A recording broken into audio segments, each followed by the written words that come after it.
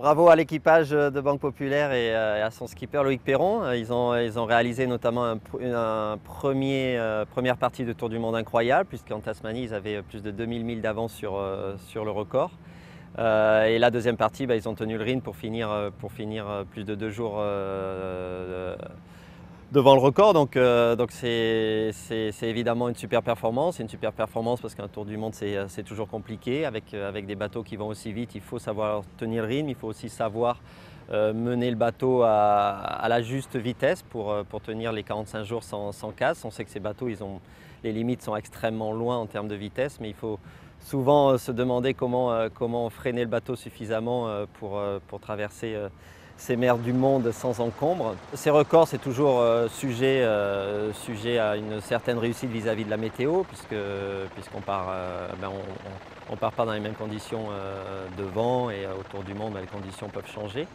Je crois qu'ils ont eu une très très bonne condition, ils l'ont dit eux-mêmes dans la première partie jusqu'en Tasmanie, avec notamment le premier Atlantique Sud qui était formidable. Et c'est vrai que c'est souvent la clé du succès, cet Atlantique Sud et l'entrée dans l'océan Indien, qui a été très bonne pour eux.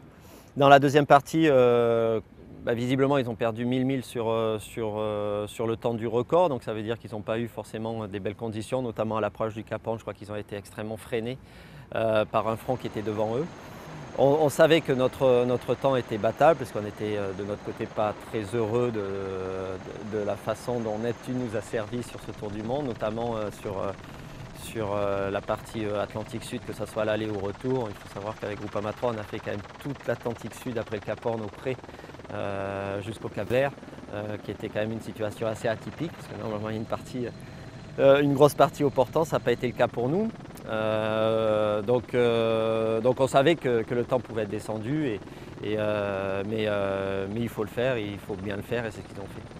Il n'y a pas de déception, parce qu'un record est fait pour être battu, et quand ce record est battu de belle manière, avec un équipage de très haut niveau, un bateau très performant, on n'est pas déçu, parce qu'on sait qu'ils ont dû atteindre un niveau sportif très élevé pour pouvoir battre ce record. Et c'est une très belle équipe, c'est un très beau bateau.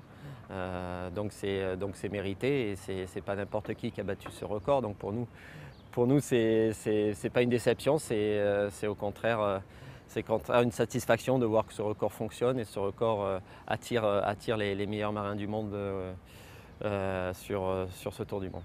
Je pense même que Groupama 3 peut descendre aussi sous les 45 jours, comme on l'a dit, avec une bonne météo. C'est plus de 10% du résultat qui peut changer dans un sens comme dans l'autre. Et Banque Populaire, qui est un bateau extrêmement rapide, puisqu'on s'est confronté contre lui sur une transatlantique. On sait que c'est un bateau qui, dans des conditions, de par sa longueur, de par sa puissance, peut aller très vite. Donc largement, effectivement, il a largement le potentiel, comme je pense Groupama 3 a largement le potentiel pour descendre en dessous de 45 jours. Mais le potentiel du bateau ne suffit pas pour faire le résultat non plus. Il faut avoir cette part de réussite avec la météo, et cette part aussi de réussite avec le matériel et l'équipage. C'est jamais évident, mais les bateaux en eux-mêmes peuvent descendre largement en dessous de 45 jours. Fred Lepetrec était avec moi sur le Groupama 3.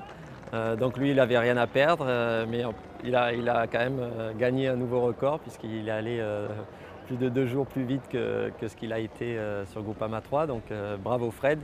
C'est quelqu'un qui évidemment qu'on voit sur tous les beaux projets, sur les multicoques. Il adore ça, c'est un super barreur, et qui va vite en finesse et sans faire forcer le bateau, et c'est ce qu'on demande souvent aux barreurs sur ces épreuves-là. Donc bravo à Fred, et puis bravo aussi à Ronan Lucas. C'est quelqu'un qui a été là depuis le début de projet, qui a été team manager en même temps navigant. Donc il a touché à tous les domaines de ce projet, disons.